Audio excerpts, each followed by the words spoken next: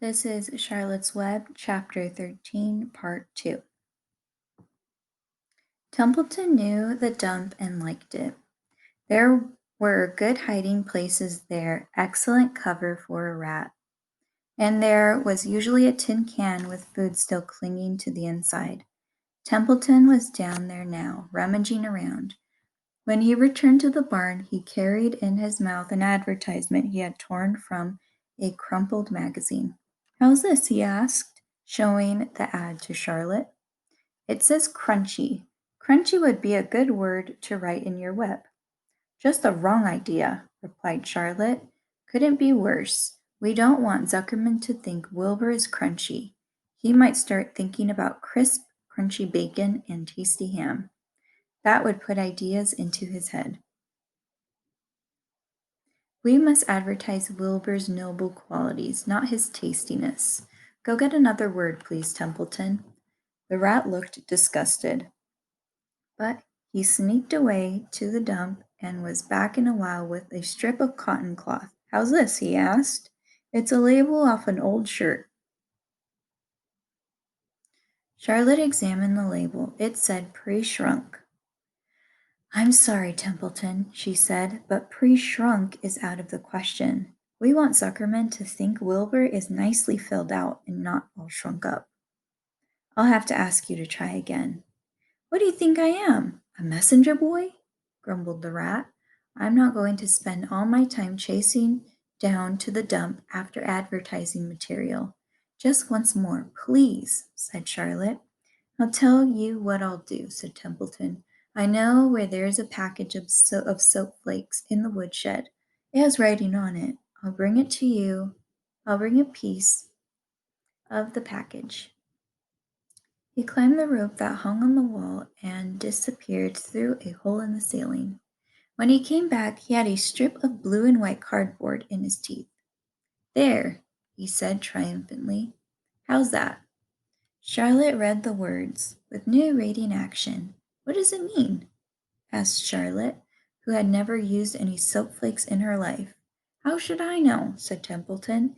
"You asked for words, and I brought them. I suppose the next thing you want me to fetch is a dictionary."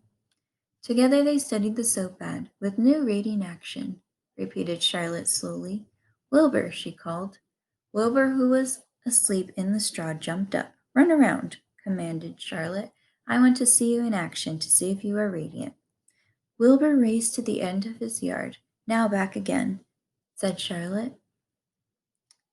"Faster," said Charlotte. Wilbur galloped back. His skin shone, his tail had a fine, tight curl in it. "Jump into the air," cried Charlotte. Wilbur jumped as high as he could. "Keep your knees straight and touch the ground with your ears," called Charlotte. Wilbur obeyed. "Do a backflip with a half twist in it," cried Charlotte. Wilbur went over backwards, writhing and twisting as he went. "Okay, Wilbur," said Charlotte, "you can go back to sleep. Okay? Templeton, the soap ad will do, I guess. I'm not sure Wilbur's action is exactly radiant, but it's interesting." "Actually," said Wilbur, "I feel radiant." "Do you?" said Charlotte, looking at him with affection. "Well, you're a good little pig, and radiant you shall be. I'm in this thing pretty deep now. I might as well go to the limit." Tired from his romp, Wilbur lay down in the clean straw. He closed his eyes. The straw seemed scratchy, not as comfortable as the cow manure, which was always delightfully soft to lie in. So he pushed the straw to one side and stretched out in the manure. Wilbur sighed.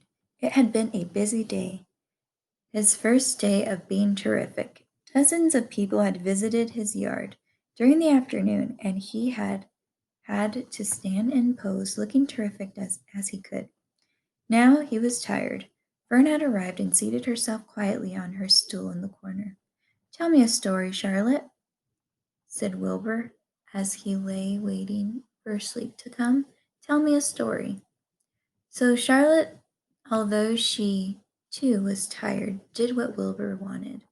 "Once upon a time," she began, I had a beautiful cousin who managed to build her web across a small stream. One day, a tiny fish leaped into the air and got tangled in the web. My cousin was very much surprised, of course. The fish was thrashing wildly. My cousin hardly dared tackle it, but she did. She swooped down and threw great masses of wrapping material around the fish and fought bravely to capture it.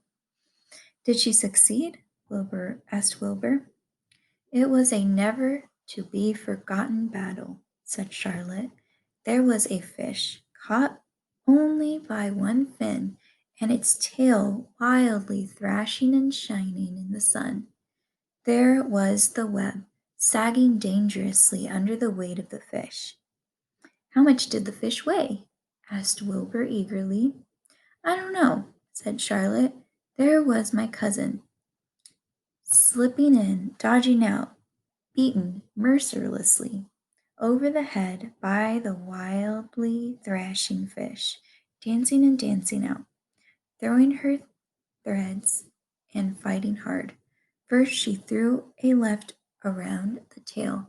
The fish lashed back, then a left to the tail and a right to the midsection. The fish lashed back. Then she dodged to one side and threw a right, and another right to the fin, then a hard left to the head, while the web swayed and stretched. Then what happened? Asked Wilbur. Nothing, said Charlotte. The fish lost the fight. My cousin wrapped it up so tight it couldn't budge. Then what happened? Asked Wilbur. Nothing, said Charlotte. My cousin kept the fish for a while, and then when she got good and ready, she ate it. Tell me another story, begged Wilbur. So Charlotte told him about another cousin of hers who was an aeronaut. What's an aeronaut? Asked Wilbur. A balloonist, said Charlotte. My cousin used to stand on her head and let out enough thread to form a balloon. Then she let go and be lifted into the air and carried upward on the warm wind. Is that true? Asked Wilbur. Or are you just making it up? It's true, replied Charlotte. I have some very remarkable cousins.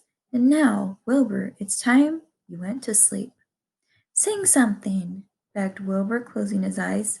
So Charlotte sang a lullaby, while crickets chirped in the grass and the barn grew dark.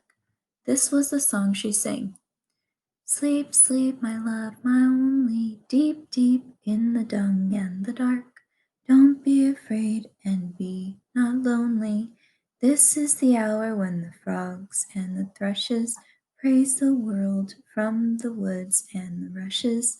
Rest from care, my one and only, deep in the dung and the dark. But Wilbur was already asleep. When the song ended, Fern got up and went home.